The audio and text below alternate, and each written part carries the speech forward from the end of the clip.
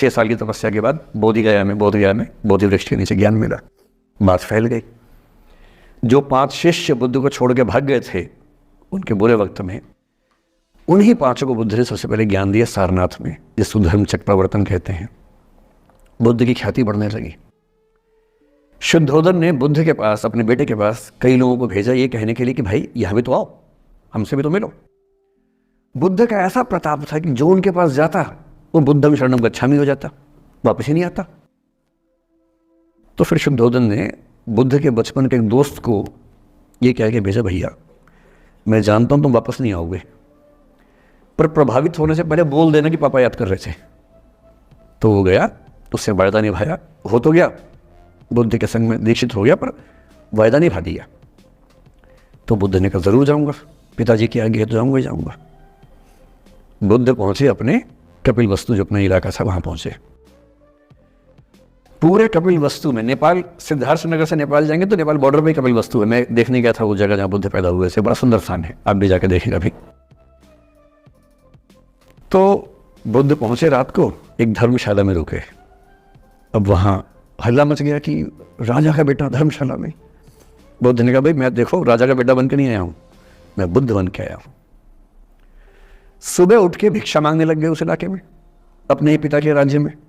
पिता ने सिर पीट लिया कि भाई क्या कर रहे हैं। फिर बुद्ध ने सूचना भिजवाई कि मैं बुद्ध हूँ, बेटा हूँ संयोग से, ठीक है मैं आ रहा हूँ मिलने के लिए, पर मैं बुद्ध हो के आया हूँ, मेरी चर्या है, नियम है, मैं भिक्षा से ही जीवन जीता हूँ अपना।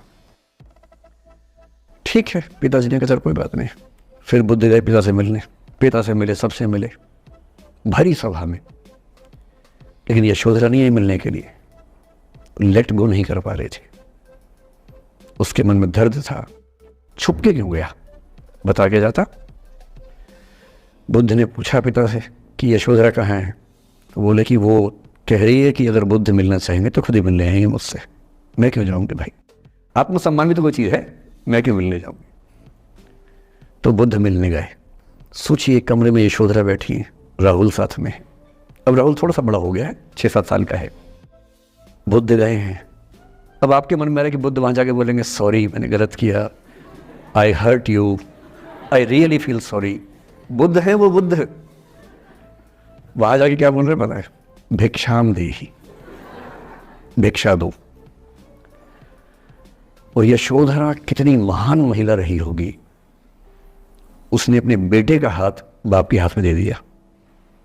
लेट गो का इससे महान उदाहरण दुनिया के इतिहास में नहीं है कि चलो आखिर तुमने आके झुक के कुछ मांगा तो सही। उसकी जितनी ईगो थी, अहंकार था, सब विगलित हो गया। और जो औरत परेशान थी कि मुझसे बिना बताया गया, उसने अपने बेटे को दे दिया कि इसको लेके जाओ, क्योंकि मैं जानती हूं कि तुम महान काम कर रहे हो, और तुम महान काम कर रहे हो तो मैं क्यों बीच में आऊंगी भाई। मेरा पति महान काम कर रहा है तो मुझे खुशी होनी चाहिए, और तुम्हारी उस खुशी में मैं क्यों पीछे हटूं। बस मुझे भरोसे में लेके जाते तो और खुश होती।